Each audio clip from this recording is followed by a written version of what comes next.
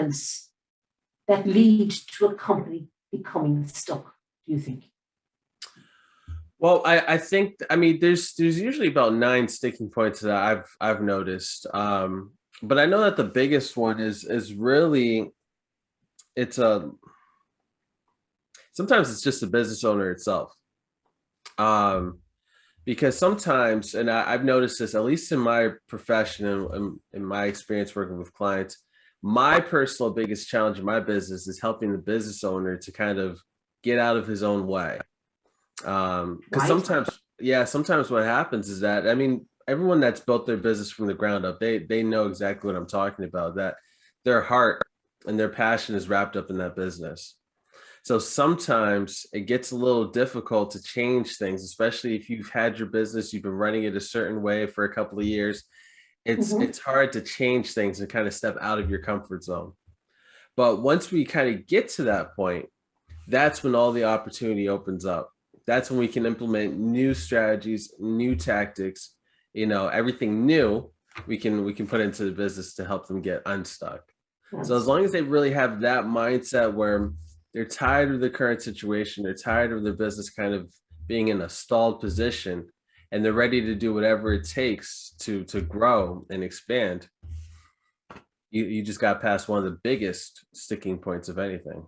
Right. So I suppose self-limiting beliefs is what holds them back. Yeah, it could be. Yeah, it could be that. It could be pride. It could be ego. When I'm coming in as a third party perspective, I don't have any emotional connections to the business, but they Right. do.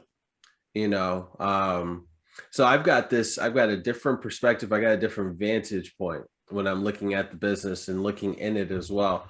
It's a little difficult if you are kind of in the mix, if you are in the business, to see what's going on, see what's missing, what's not working. And also if you don't have maybe like that level of accountability, you might know what's wrong or what needs to be done, but if you don't have someone kind of like poking you with a stick to tell you to To actually change do it. it. Yeah, exactly. If you don't have someone kind of just holding you accountable as well, it might not get done. So I kind of provide both of those perspectives. So the third party perspective is what I provide, as well as the accountability partner. Right. So you can come in, minus the emotion, look at it dispassionately, look at it objectively, and see where the pitfalls are. Yeah, exactly. Because a business in itself, it's nuts and bolts. A business in itself, it grows based on logic. I mean, that's how a business grows. Now, how people do these things, the people that are involved in the business, that throws the emotional element. But a business itself, it's logic. It's nuts and bolts. It's inanimate. So when I'm coming in, um, since I don't have any emotion tied to the business, I'm looking at it from a strictly logical viewpoint.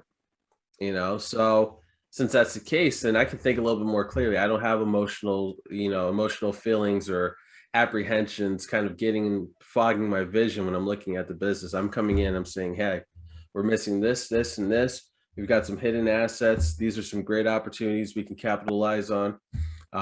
This is what we can maximize over here. This is what we can replace because it's not doing this.